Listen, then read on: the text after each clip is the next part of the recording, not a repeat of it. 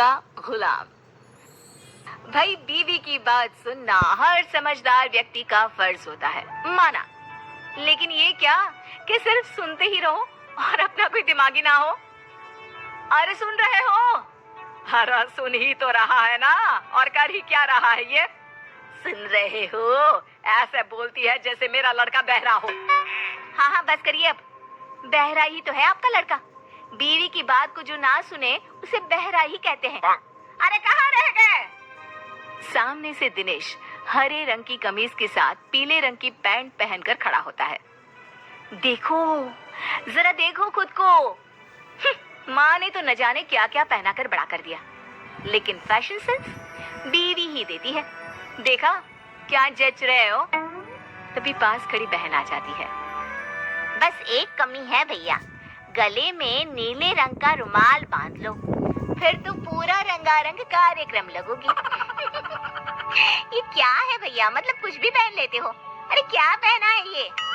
अब तेरी भाभी लाई है। वो रंगीला फिल्म में आमिर खान ने भी ऐसी ही ड्रेस पहनी थी। क्यों रमा, कैसा लग रहा हूँ? बिल्कुल आमिर जैसा लग रहा हूँ ना मैं? आमिर खान? वो तो आपके सामने कुछ नहीं लगता है जी। कैसी बात कर रहे हैं आप? तो सभी हीरो से ऊपर हैं। अच्छा चलो, मैं ऑफिस के लिए निकल रहा हूँ, देर हो रही है। अरे भैया ये मत पहन कर जाओ, लोग हंसेंगे। देखो शिल्पी, अपने पति को बताना कि क्या पहनना है और क्या नहीं, समझी? अरे रहने देना बिटिया। पर माँ भाई तो मेरा है ना, तो मैं। अरे रहने देना, जब तेरे भाई को ही कोई फिक्र नहीं है तो तू क्यों चिंता कर रही है उसकी? दिनेश दफ्तर जाता है, जहाँ रास्ते से लेकर ऑफिस तक सब उसे घूरते हैं और मन ही मन हंसते हैं। क्या बात है, ऐसे तो कोई मुझे देखता भी नहीं था। आज देखो कैसे सभी घूर रहे हैं। तभी दिनेश के दफ्तर में काम करने वाली श्रद्धा आ जाती है। क्या बात है दिनेश जी, लग रहा है जैसे कोई हीरो ऑफिस में आ गया हो। अच्छा, मतलब आपको भी पसंद आया? कल से ना मैं ऐसे ही ऑड कॉम्बिनेशंस पहन कर आऊंगा। आपको तो पता ही है कि मेरी नई नई शादी हुई है।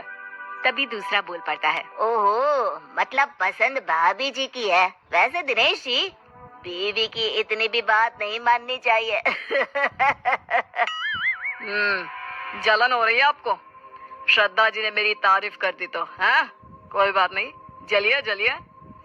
पति घर आता है, जहाँ बीवी उसका इंतजार कर रही होती है।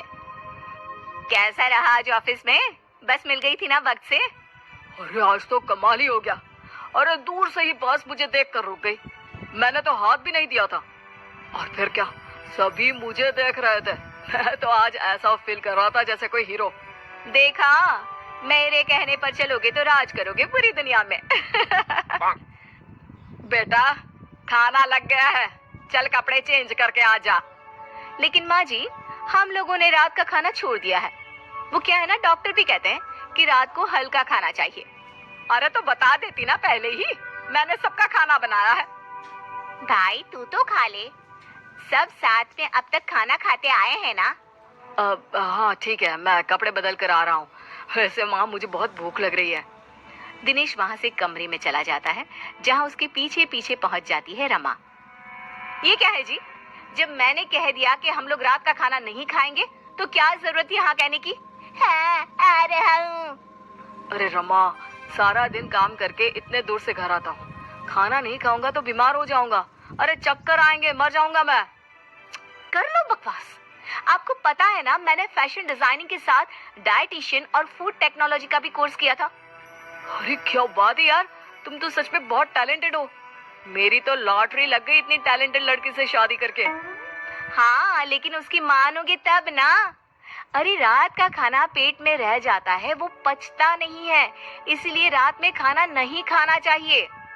अच्छा, तो मैं मना कर देता हूँ। बात तो सही है, रात को तो बस सोना ही है। मैं अभी माँ को मना करके आता हूँ। दिनेश बाहर जाता है और माँ से खाने को मना कर देता है।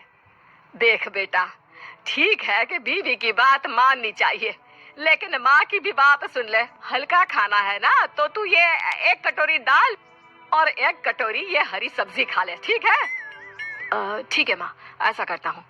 वैसे भूख तो लगी रही है, पर माँ बताना नहीं, रमा को बुरा लग जाएगा। बस एक शर्त, कि तुम रोज ऐसे ही खा कर जाओगे, अच्छा ठीक है, मैं रोज ना सिर्फ दाल और सब्जी खाऊंगा। दिनेश खाकर कमरे में जाता है जहाँ रमा इधर उधर घूम रही होती है। अरे क्या हो गया मेरी डॉक्टर साहिबा को? कुछ नहीं, बस वॉक कर रही थी। रमा को भूख लग रही होती है लेकिन वो करे क्या, कैसे कहे कि चलो दिनेश खाना खा लेते हैं। वहीं दिनेश मन ही मन माँ और बहन का शुक्रिया अदा करता है। दोनों सो जाते हैं लेकिन आधी रात को हाय क्या करूं, भूख के मारे नींद ही नहीं आ रही। चलकर देखती हूँ क्या क्या रखा है। रमा किचन में जाती है लेकिन बाहर ताला लगा होता है। हे भगवान, किचन में ताला कौन लगाता है? पानी पीकर ही सो जाती हूँ। अगले रोज जब सब नाश्ते के लिए बैठे होते हैं तो रमा, पूरी, एक और पूरी। भाभी इतना भी तला नहीं खाना चाहिए, आप तो डाइटिशियन है ना। हाँ रमा, मैंने भी मेरी सहेली मैगजीन में पढ़ा था कि ज्यादा तला खाने से फेस पर पिंपल्स निकल आते हैं। अरे बस बहू, अब नहीं, 2 से ज्यादा बिल्कुल भी नहीं। अरे कल को तेरा फेस पिंपल से भर गया तो मैं कहाँ इलाज करवाऊंगी? रमा जैसे तैसे आधा पेट खाना खाकर कमरे में चली जाती है और फिर होती है रात। माँ ला, जल्दी से दाल और सब्जी दे दे। हाँ हाँ, लेकिन बेटा बहू, अरे माँ वो डाइटिशियन है ना, उसकी आदत है भूखे रहने की, लेकिन मुझे तो तूने हमेशा खिला पिला कर पाला है। चल माँ, अब मैं चला अपने कमरे में। वहीं रमा एक बार फिर भूखी रह जाती है।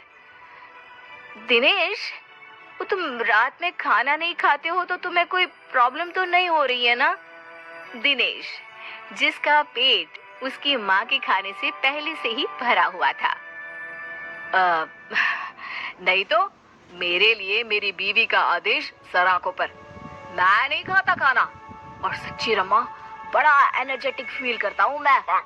रमा जिसका पेट पूरा खाली था वो सोचती है कि कहाँ फंस गई। किसी तरह रात कटती है और सुबह, भाभी वो आज नाश्ते में छोले भटूरे बने हैं, आप तो खाएंगी नहीं तो आपके लिए ये पालक उबाल दी है। पूरा घर बैठकर फूले फूले भटूरे खा रहा था, तभी रमा जोर से चिल्ला उठती है। नहीं हूँ मैं कोई डाइटिशियन, मुझे भूख लगी है, प्लीज मुझे भी भटूरे दे दो। मतलब तुमने डाइटिशियन का कोर्स नहीं किया है? नहीं, वो तो मैं बस तुम्हें इम्प्रेस करने के लिए। मुझे भूख लगी है। देख रमा, आज से ना अब ज्यादा होशियार बनना नहीं, समझी? माना बहू है तू, लेकिन वो मेरा बेटा है, तो आज से तू बहू बनकर रहना। और दिनेश तू, माँ मैं तो तेरा लाडला बेटा हमेशा